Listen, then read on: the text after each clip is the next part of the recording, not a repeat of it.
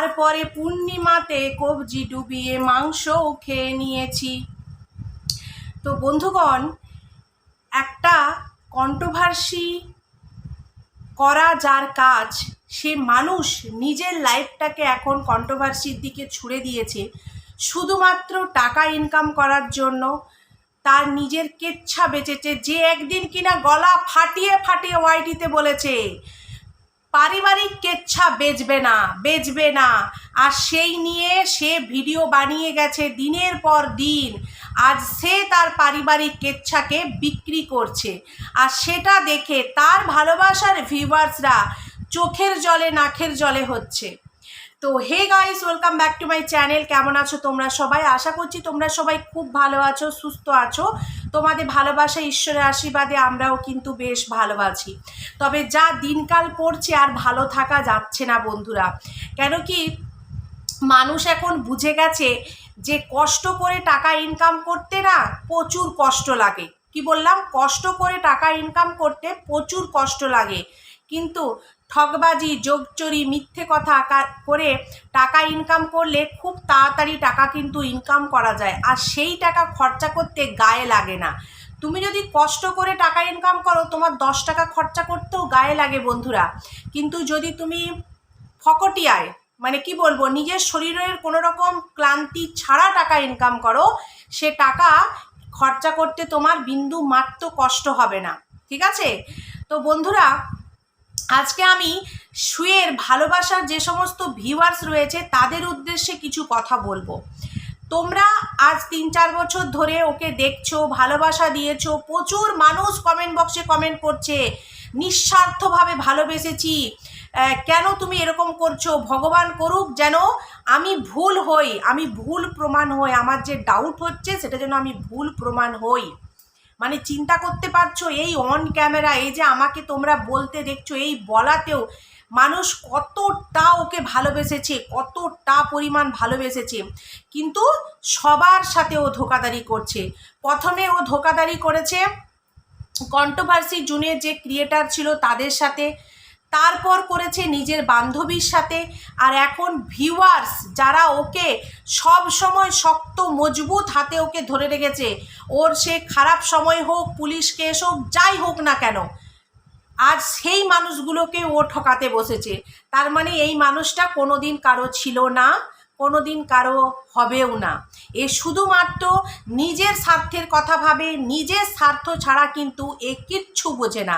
তাই তোমাদের কাছে আমার হাত জোর করে অনুরোধ, যারা ওর কমেন্ট বক্সে গিয়ে নিজেরাই লড়ালড়ি করছো, তোমাদেরকে বলি, তোমরা ওর কথা ভেবো না। ওর কথা ভেবে খাওয়া বন্ধ করে দিচ্ছ, কেউ মেসেজ করছো, কমেন্ট করছো, করো না প্লিজ, সব ঠিক হয়ে যাবে। এইটা বেশি দিনের খেল না, খুব কম দিনের খেল, শুধুমাত্র কিছুদিন আর্নিং করার এটা খেল, সব একদিন ঠিক হয়ে যাবে। এরকম একটা মানুষের জন্য তোমরা কেন চোখের জল ফেলছো?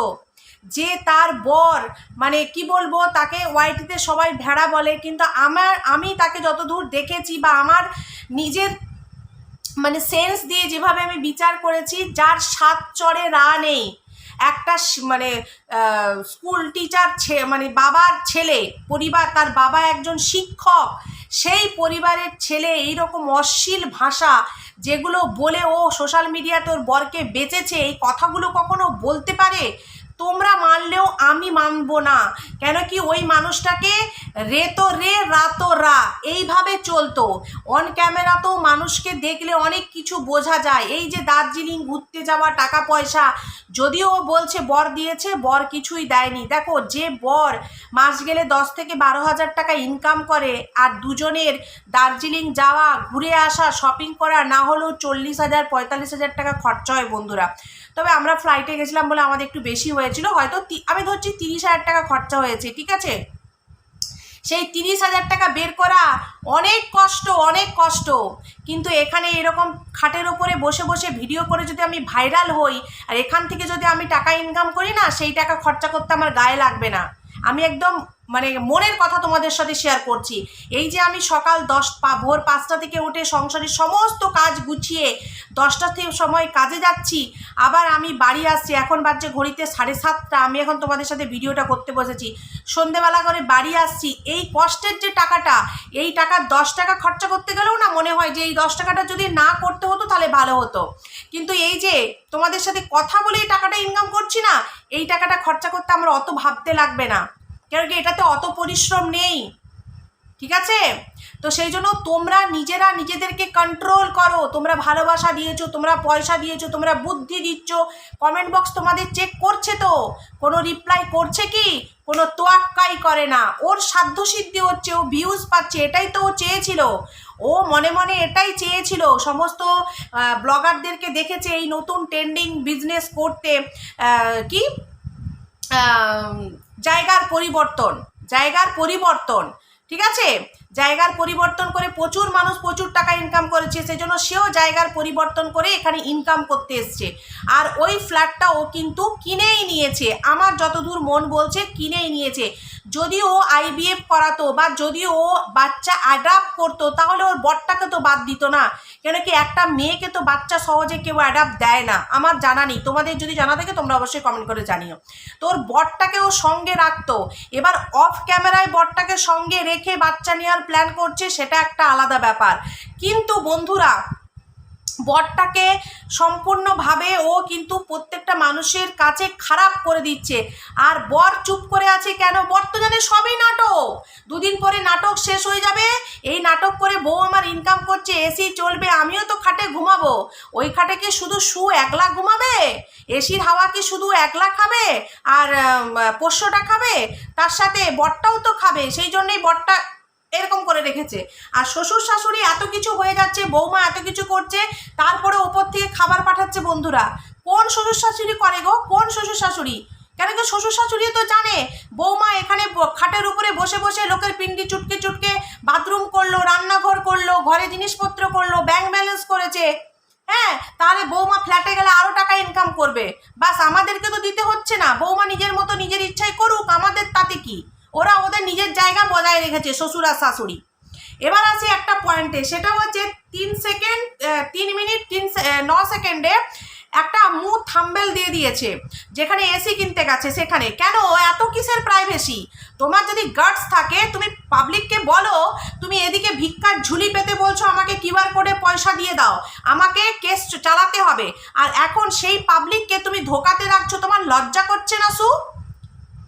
একটা সময় তোমার নাম ধরে তোমাকে দিদি বলে ডাকতাম, আজকে তুমি যেভাবে এই নিরীহই বলবো, কেন কি ভিউয়ার্সরা না কোনো ইনকাম করে আর না আমাদের মতো ভিডিও করাতে ওদের কোনো ফায়দা আছে। ওরা বেচারারা নিজের নেট খরচা করে আমাদের ভিডিও দেখে, সেখান থেকে আমাদের ইনকাম হয়, তাদেরকে তুমি চোখের জলে নাকের জলে করছো। তো তোমাকে আমার দিদি বলার কোনো ইচ্ছা নেই, ঠিক আছে? তো তুমি এই যে মুখটা এরকম থাম্বনেলটা চুপকে দিয়েছো একটা স্মাইলি দিয়ে, সেখানে কে ছিল গো? কে ছিল? তোমার বর ছিল নাকি অন্য কেউ ছিল? নাকি দোকানের নামটা রিভিল হয়ে যাবে, সবাই জানতে পেরে যাবে যে তুমি কোন জায়গায় ফ্ল্যাট নিয়েছো, তাহলে পাড়া প্রতিবেশী থেকে খবর চলে আসবে। কতদিন লুকাবে তুমি? কতদিন লুকাবে? একদিন না একদিন সত্যিটা ঠিক সবার সামনে আসবে। সবাই কেউ গিয়ে ওখানে খবর নিয়ে নেবে না যে ফ্ল্যাটটা তুমি কিনেছো না ভাড়াতে নিয়েছো? সেই জন্যই এত প্রাইভেসি, তাই তো? ম্যান্ডিও অনেক প্রাইভেসি রেখে ভাড়া বাড়ি নিয়ে ভাইকে নিয়ে গিয়েছিল, দেখেছো তো ভিডিওটা কিভাবে সকাল 10টার মধ্যে ভাইরাল হয়ে গেছিল? ঠিক সেই রকম তোমারও না হয়। ম্যান্ডিও অনেক চেষ্টা করেছিল প্রাইভেসি রাখার, সে রাখতে পারেনি। ঠিক সেই রকম লোকের থেকে ভিডিও করে ভাইরাল হয়ে না জানার থেকে তুমি নিজের মুখে স্বীকার করে বলে দাও, দর্শকদের কাছে খুলাসা করো যে তুমি ফ্ল্যাট কী জন্য নিয়েছো, কেন গেছো বা কিনেছো। কেউ তোমার ফ্ল্যাট নিজের আটকে নেবে না বা বলবে না যে আমাদের